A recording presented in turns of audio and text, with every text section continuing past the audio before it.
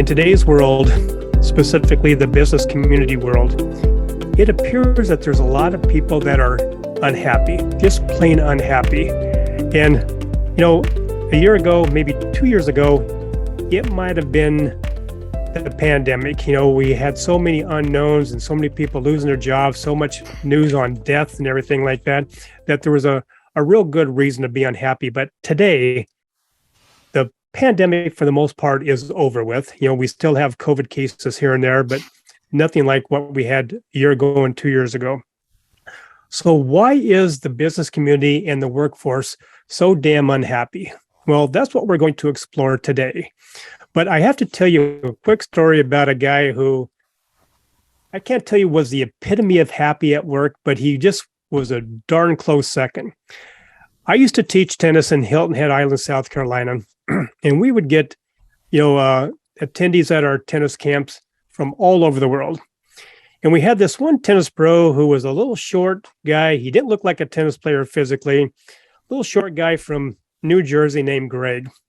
And Greg would walk around like that frumpy old man that just looked like he was just angry at the world. But at the end of the day, this guy created happiness. He always made everybody smile. And he just looked so miserable, but he was happy. And this one day in particular, we had a rainstorm. And in South Carolina, when it rains, it just doesn't spit on you. It pours. And so we had to move the tennis lessons from the hard courts to the clay courts. So there's 10 courts, 6 people on a court, and we're all lined up on our courts teaching away. And we do this little warm-up where everybody hits volleys back and forth. They're not letting the ball bounce, but they're hitting the ball as volleys back and forth. And then all of a sudden, as a fun little trick, we have them go cross court. So now the balls are crossing amongst each other. And on Greg's court, this one lady who was kind of a, outspoken young lady, she says, "Greg, these balls are going to hit each other." And Greg, it's like time stop. Greg said, "Do you know what the chances are that these balls are going to hit each other? There's no chance in the world that they're going to. It's so low. Don't even worry about it. And I'm so confident that if these balls collide with each other, I will go over to this pond, this little puddle that we had on the clay courts, and I'll roll around like a pig if these balls hit." And so all of us pros in the back of our head were kind of smirking at Greg's comment. And sure enough, boom, 2 balls hit. And we all looked around, and sure enough, it was on Greg's court. And all I remember is Greg walking like that old man toward the puddle going, "God damn it." And he gets down on his hands and knees and he starts rolling around like a pig in this pond. And of course, one of the pros at the farthest end, he yells, "Greg, oink like a pig if you're going to be rolling like a pig." And I could not stop laughing to this day. I just love that story because Greg, he promised, he says, if they do it, I'll roll around like a pig. And he did. But he was that kind of guy to where you just couldn't help but just be around him, want to be around him. Even though he looked like a grumpy old man, he just was a fun guy to be around. So that's what we're going to talk about today, is maybe getting that grumpiness that we have, that we see in all types of business today, and get it to where at least we're having more fun. And so with me today, with my guest speaker, we're going to talk about just that, horsing around at work. So my guest speaker today is Leeanne Gardner. She's a best-selling author of Unbridle, Buck Up and Create Your Happy. It's a great title, and she's a great lady, and we're going to learn a lot today. So Leeanne, welcome. Thank you for joining me. Yeah, thank you so much for the invite, Roger. I'm happy to be here.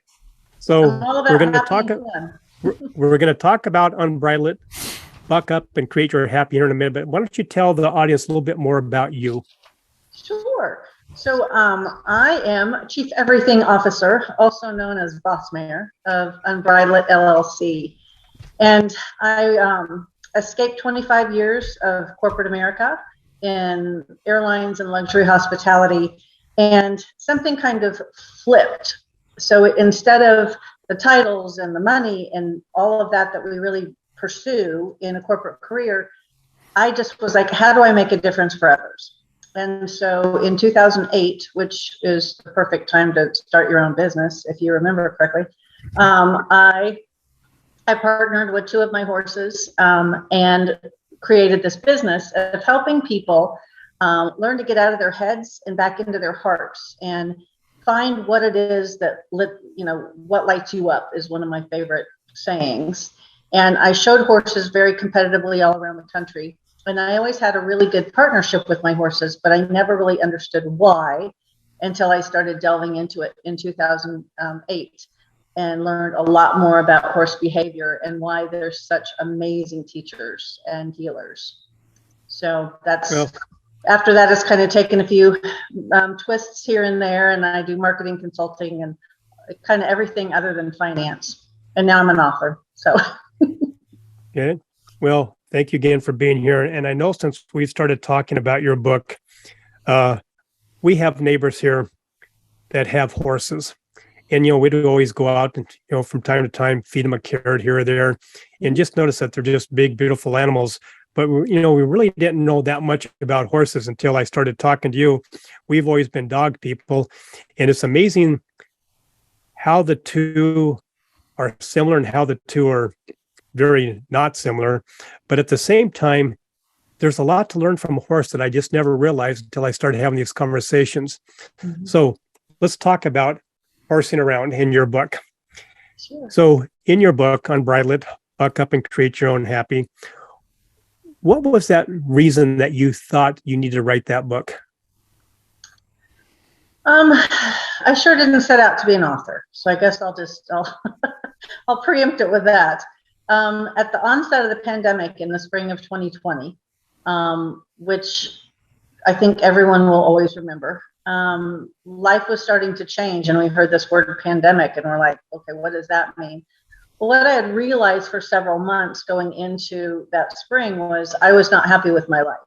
So I was just in a state of discomfort. I had lost my last horse in 2016 and had not realigned or found my horse connection. And to me, that's just an intrinsic part of who I am in my heart. I was in a relationship with a really good man, just not my man. And my business, I was a marketing consultant for several nonprofits. And I was having some integrity issues with some of the clients. So just nothing was really fitting. And so I decided I'm changing the whole ball of wax. Don't know how I'm going to do it. I don't know where my next paycheck's coming from, but if it's meant to be, it's up to me. And so I started this journey of changing everything. So my big focus was self-care, relationships, and alignment with purpose. So I released 20 pounds. You don't say you'll lose weight, because just like your keys, you'll find it. So you release your weight. And just started really doing some soul searching as to what was going to make me happy. Because so many people think that their happiness is going to come in a relationship or a new house or a new job or a new car. And that's not at all where it comes from. It comes from you just sitting quietly and figuring out who you are and what makes you happy. So during about a 90-day period, I made some significant changes, including a physical move back to an area of the valley. I'm in the Scottsdale area of Cape Creek. And that's when my alignment with purpose of the horses came back into play. So I was able to complete my book because it came full circle of my purpose is to help others with horses. And so kind of once my friends witnessed all this transformation, they said, you've got to write a book. Like, how did you just totally transform your life? So I did. And I said, I don't know how to write a book. So my previous business partner was like, Leeanne, just write your words and I'll pull it together. So that's pretty much how it happened. The book is kind of a roadmap and a workbook of what I did and easy tools that others can take and create your own happiness with it. Okay. So now we've heard about you in the book. So now tell us, what can we learn from that darn horse? That darn horse. As you said, horses are so much more than a big, beautiful animal. They really are natural healers. And so, as you mentioned also, that the prey predator, so many people don't understand this because They're like, oh, therapy dogs and therapy horses, they're the same. Well, actually, the biggest difference is a horse is a prey animal. So prey animals have their eyes on the side of their head. A predator, like a dog or a coyote or humans, have our eyes in the front of our heads. And so as a prey animal, a horse is keenly aware of their surroundings at all times. They're tuned into their own safety to make sure that a big bear or tiger or lion, whatever, doesn't come and attack them. So energetically, they are incredibly grounded, and they're the perfect example of presence, the power of presence, and the importance of authenticity, of really being tuned into the present moment for their own safety. So take that into working with humans. It's they're a great example of so many lessons that we can learn from that. They also have no judgment. So you'll never see a herd of horses like judging another, like, oh, look at Flicka's mane is all so long and pretty. You know, they're just mindful of their own happiness. And so the no judgment, the authenticity, and the presence really I found to be a great point for me to help others bring this into their own business lives and their own personal lives. So it's kind of a different switch, and most self-help books don't have a lot of lessons learned from an animal, but mine does. No, I always thought I could learn a lot of lessons, and actually I have learned a lot of lessons from the dogs I've had in my past. But, you know, the horse is completely different in a lot of different ways. And I never really thought about the prey versus predator. Mm-hmm. And so you and I, we've probably taken how many countless personality profile tests in our lives, right? Sure. So in the world of business, let's call it, you know, company ABC, we got a storefront, we got employees, we got an owner, we got managers. Where do the prey and where do the predators best fit? Great question. So if we think about salesmen, salesmen are a bit more predatory, right? Because they've got sales quotas, they've got minimums, they've got all of these things. So they're coming at business from, I need to get the sale.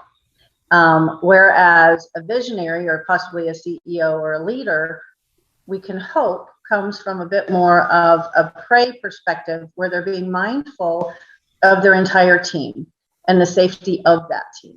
So kind of correlating that back to a herd dynamic. In a herd, there's a horse called a boss mare, and they're not the loudest, most boisterous horse of the herd. They're the ones that are making sure that the entire herd is safe. They can lead them to water and food, and just being mindful of that safety. So as a leader of a team, we can only hope that that individual kind of has those same characteristics. So there's a book out there, a very, very good book called Rocket Fuel, and it talks about the two components that make up that rocket fuel for any organization is the visionary and the integrator. So as a visionary, looking out for the big picture, is that going to be more the prey, the horse? I would think so. I think there's going to be a few predatory instincts because you've got to also go after what you want, right? But I think it's a heart space. I think for me, it's a little bit of a heart space when you are a prey animal because you're much more tuned into what's going on with others. So energetically, I think that there's a difference in that. Whereas a predator may be a little bit more focused on the kill, quote unquote, right? If it's the client or the sale, or even if it's climbing up that corporate ladder. So you see some people that trample over others just to get that next step until they know better. So in other words, instead of referring to it as rocket fuel, visionary and an integrator, we could think of it as needing a prey in various seats of the bus, right? And then those predators on those other seats of the bus. So that way you have a good balance, maybe not an equal balance, but a good balance of people who understand the environment, understand the surroundings, and making sure that the customer service, the whole experience is spot on. And at the same time, you've got to have those predators out there that are helping to grow the business and to make things happen and hold people accountable. Did I say that right? Yeah, absolutely. Because I was a former HR manager for 10 years with American Airlines. And so, as you said, all these personality tests and all these things, and you learn about the behaviors and the importance of those behaviors on a team. So for me, you asked me to do anything with numbers and my head spins. But those financial people that are so good and so detailed with the numbers that make my head spin, me being marketing and just, words, because I have a lot of words, I probably make their head spin. But it's important for us to have these behaviors on a team for it to be a cohesive team to move forward. So it's really acknowledging that importance. So, for me, some of the finance people, it's like, don't tell me how to make the watch, tell me what time it is. I'm just like, bottom line. Whereas you have to learn to appreciate that behavior. So same kind of thing with the prey and the predator. We need a balance of all of that. But the biggest thing is, what is the end goal? And are we all focused on that end goal as a team? As we talk about this, I can just picture that TV show back in I think the 50s or 60s called Mr. Ed. He was a talking horse. And I can just imagine Mr. Ed standing in front of the boardroom and the whole staff leading the cause and talking about the vision. And then when you get to the numbers, he's hitting his hooves 3 or 4 times that this is what we're going to do. So we'll start calling this the Mr. Ed show here. That's funny. So on a more serious note, I can get sidetracked here with having fun because we're talking about being happy, and talking about Mr. Ed makes me happy. So where are businesses today? I painted the scenario at the very start of the show about how it just seems like a lot of people are just unhappy. And so why do you think the businesses and these employees are falling short? I think the pandemic really took a toll, like a physical toll, a mental toll on so many people, because so many people were so busy being busy and going through the motions that the pandemic shut everything down. And so now it's like, okay, my normal routine of going to the office and griping to my fellow employees and being in my little doom loop has now shifted, and now I'm at home by myself. And so an isolation kind of set in. And then that need for connection really set in, because they've gone from working in an office or having the partnership of their coworkers to being completely isolated, and in some cases losing their jobs, which is losing an identity. And so I think for so many businesses that were just in the tailspin before and they didn't know how to come out of it, it's been really difficult because the whole world shifted. And I think that a lot of people possibly lost loved ones to death from the pandemic or different things. And there was a shift in perspective of what's important. Is it really our job? Because I'm killing myself working all these hours to make this money, to save money, to retire at some point. And I just lost 2 friends who will never even get to retire ever. So I think that there was a shift.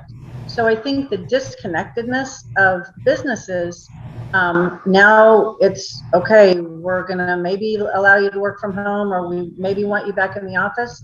I feel personally we need to do a shift back into the heart work instead of the headspace. So get out of the headspace of it's all about work and care more about your employees and creating more cohesive teams and listening to what the employees want. Because it's a whole heck of a lot cheaper to keep your good employees rather than trying to hire people who don't want to work right now. Like, I honestly don't even know where these people are. But, everyone's still really struggling with trying to hire people to work. So I think really that a focus on the heart work, and, that's where it starts, which is a very different space from even when I was in corporate, because it's about bottom line and you don't really talk about the soft stuff. Yeah. So that's just my 2 cents. And I like that. So we're now taking lessons from a horse.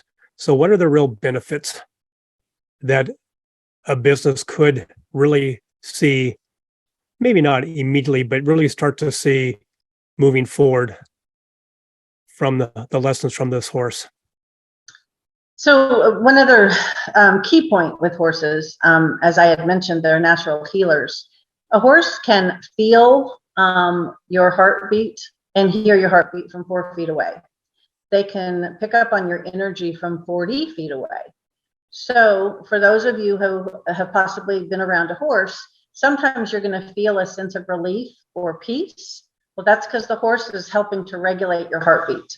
So the same can be said for if you're showing up with this big smile on your face, but you're incredibly fearful, that horse is going to be very cautious of you because there's an incongruency. So they're picking up on your energy. So if your heart rate is like racing because you're really scared, they may keep their distance because they're all again about the presence and the authenticity. And so when we work with horses, like some of the things that I do is I really talk about energy, and I let the groups of people experience that for themselves firsthand about the power that we have in our energy. Every one of us has a different energy, and our energy enters a room before we even open our mouth. So our energy could be attracting people to us to engage, or it could be repelling people away from us. So I think it's important that we all first start out with, what are my boundaries? Where's my energy field, and how's it affecting others? And the horses are amazing with that. And then there's different ways to take your energy down. So there's energy up, energy down, and understanding, being really mindful of how your energy impacts everyone. So that's what I love to do with the horses, because they're brilliant. Like if I have a group of people out there and they're all just like up in their heads, like, I don't know what I'm supposed to be doing, and this horse doesn't like me, and all this other stuff, then I do some breathing exercises to ground them. And then the horses are like, oh, okay, these guys are out of their heads now and we can engage. And I've seen some absolutely beautiful circumstances with that. I'm just the conduit. You know, I hold a space and the horses do all the magic. All right. So back to my backyard. I go over to see the horses, and my neighbors had probably 6 different horses from time to time in their corral, their arena, since I've lived here. And I noticed that if I go over there on a sunny day and I have sunglasses on where they can't see my eyes, they treat me differently than when they can see my eyes. Now, we've all had that boss who, number one, never makes eye contact. Heck, half the time they don't even make it out of their office. They go in, they close the door, and they shut themselves in for 8 hours, right? And when they do come out, they're barking about something, but they're never making eye contact. Then they go back into their room, their office. So what is that horse? What are those horses telling me when I come over with my sunglasses on, they can't see my eyes? That's brilliant. Thank you for mentioning that. I never even thought to bring that up. They need to see your eyes, because your energy comes from your eyes, your eye contact. They can pick up on facial expressions. There's so much science being put out there about how horses really can read our energy so much more. And if they can't see your eyes, then there's a disconnect again. There's like, I don't know if I trust this person because I can't see his eyes, you know? And so I think, as you said, with the bosses, that happens all the time, and it's energy and connection. So horses, just like people, we need connection. So what happened with the pandemic is we lost the connection, and some people, like some of these younger generations, they don't even know what connection is because they're so tied to their technology. So there's this huge opportunity, especially with the younger generations, of unplug and let's teach you how to connect with others. And the horses, again, horses want a connection. You know, I'm of a different mindset of, I don't think that they want a leader and you have to make them submissive. They want a personal relationship or professional relationship, just like every one of us. So it's a mutual respect and a beautiful relationship. And it all starts with our energy and our willingness to show up as an equal. Because the horses don't care what your title is or how much money you make or what car you drove up in. They care that you're showing up and being honest. So that's another biggie. So sometimes executives, it's like, I don't care that you're the CEO. So I noticed that also these horses, if I walk over and I'm not wearing my sunglasses, but I'm also wearing my 3-day 5 o'clock shadow. I can't grow a 5 o'clock shadow in one day. It takes me 3 days to get a 5 o'clock shadow. But these horses seem to want to snuggle up to me even more when I've got that 3-day 5 o'clock shadow. Why is that? Okay, so here's a question for you. So if you have allowed yourself to relax and not shave, is your state of being in a more relaxed state than possibly you were 3 days earlier? It very well could be, because when I go to work, I want to be 100% cleaned up and appropriate, what I think is appropriate. But that's why I'm glad you brought that up, because sometimes we think just putting on the right clothes and getting yourself cleaned up and shaved means that you are more appropriate to be there, when you're not really being there in your authentic way, right? Absolutely. And these horses can sense that, and so can employees. Absolutely. Yeah, and they don't realize it, but it's much more than what we look like. It's the connectedness and it's the energy that we're bringing forth. And again, if you think that you've got this persona because you've got this title that you've got to live up to, let it go. It's like you as a person is the one that needs to make the positive impact on your team or your coworkers. So let go of all that fluff ego BS, because that's what it is. It's ego instead of thinking into your heart, right? Yeah, I love it. All right, so now let's get to the real subject here, horsing around. So what are your solutions? You're a coach, you're a conduit, you have horses. So what are your solutions to help these business owners and team leaders connect better with their teams? I would like to invite them, because I'm sure your listeners are kind of all over the country. I know a lot of practitioners all over the country and actually all over the world. I would invite you to explore how you could do some team building or experiences with the horses, because we can talk about this, but people are like, yeah, horses, whatever. They don't like me. I was bucked off as a kid. Well, if you open yourself up to learning a different way to engage with horses, that's kind of my primary, is to introduce people to a different side of horses that most people don't know. Like most people had no idea that, well, wow, that's why I am calmer, because of this whole 4 foot away heart rate thing, and just being around them and just being mindful of how you feel, because I'm all about the feels. I don't think that we're really invited to feel much. Again, as business owners and corporate executives, it's a persona, and you're not really invited to feel. You've got to just show up and be this big leader. Whereas if you can be vulnerable and show your team that, and you've got so much more respect. So I think that just learning how to interact with horses and allowing yourself to learn a different way of being, which is all comes back to getting out of your head and into your heart and being present and learning some breath work. So when we get in those stressful situations, there's a couple of easy breath things that we can do just to tune us back into the moment. Because again, if we're up in our head, a horse doesn't really want to interact with us, because you're up here and they're just like, okay, there's weird energy buzzing all around because they're up in their head and they're spinning, as opposed to take a couple of deep breaths, ground, and then they're like, okay, well, there you are. I'll come back and engage. So, I can customize anything with groups. I like to do smaller groups sometimes because I think it's a more intimate experience. I do larger kind of organic networking groups with some women, and I've had several men that now want their own group. So I'm going to have a men's group, because I think, as we had discussed earlier, there's so much stuff for women out there, but I think it's because women, we are connectors and we want to connect and we're nurturing. And I don't think that men are invited to feel, and I don't think that men are invited to show up and be vulnerable. And so several of the men that have come to my events are like, we want our own men's group. And I'm like, I'm good with that. And thank you for being so honest that this is something of value to you. So. Okay. So I want to thank you again for being my guest speaker today. It's been fun horsing around with you.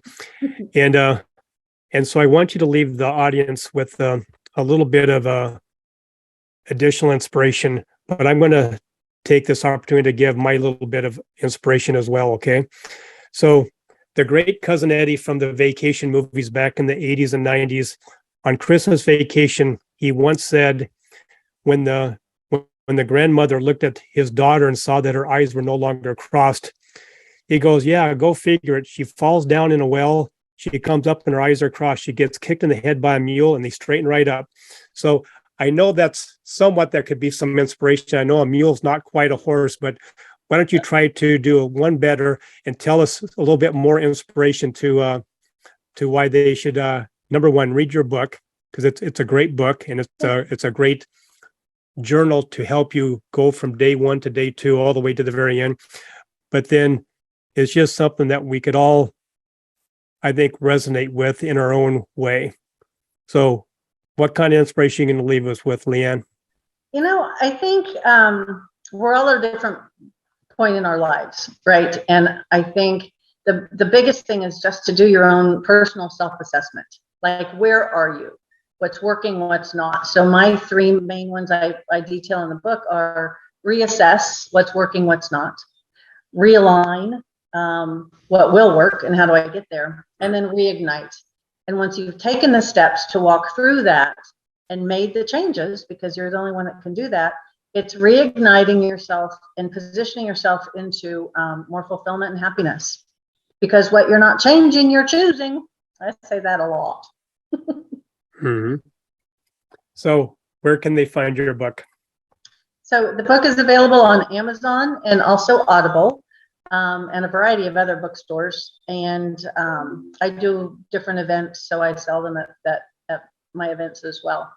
And I'm happy to do speaking. If anybody is inspired, I can bring books and we can walk through that as well. So I'm just honored, and thank you again so much, Roger, for inviting me on and having an interest in my book. Who knew? Oh, you're very welcome. And how can they reach out to you if they want to get in contact with you? My website is unbridleit.com, and it has all my contact information on there. So Boss Mayor at Unbridle It, and a phone number and everything. So yeah, I just invite you just to open your mind up to how the horses can teach you a few lessons that who knew from the horse's mouth, right? Is literally, or maybe it's from the horse's energy as opposed to the horse's mouth. There you go. Well, thank you very much. Thank you. My podcast wouldn't be the same if it wasn't for my sponsors and my great supporters. So let me take this opportunity to thank each and every one of them. First of all, I want to thank Rebecca at Custom Bookkeeping and Accounting, delivering trustworthy bookkeeping services since 2003. Dave and Dara at Virtues Matter, making this world a much happier place to be with their Virtues Card app, coaching and workshops. Stephen at Buller Accounting, giving business owners depth and insight to their numbers. Eric and his team at Ivy Cat Web Design, the real superheroes of web development and design. Jennifer and Jean at the Seavers Real Estate Team, serving Pierce and Kitsap counties with their home buying and selling needs. Maury at the Maury Method, the world's only brainwave entrainment engineer, helping everyone have more clarity, less stress, and overall better brain health. Priya at Pivot My Profit, helping individuals and businesses have better control of their finances and more money at the end of their day. Melissa at the Soul Vibe Energy High, the queen of the aha moments, helping individuals find those holes in their cups, repair the hole, and gain back their positive energy. And finally, Rick at West Sound Recording. You talk, they do all the rest. Thank you, Rick, for all your efforts with the production and editing of my podcast.